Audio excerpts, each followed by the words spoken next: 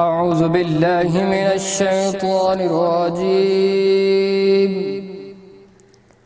بسم الله الرحمن الرحيم.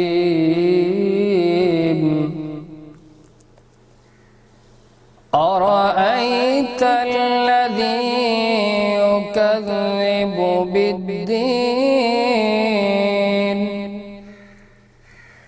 فذلك الذي يدع اليتيم ولا يحض على طعام المسكين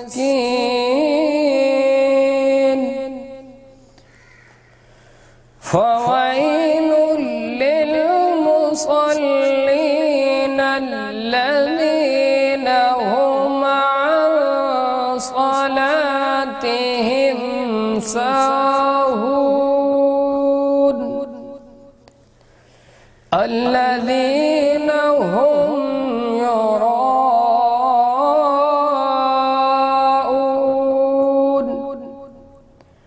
ويمنعون الماعون.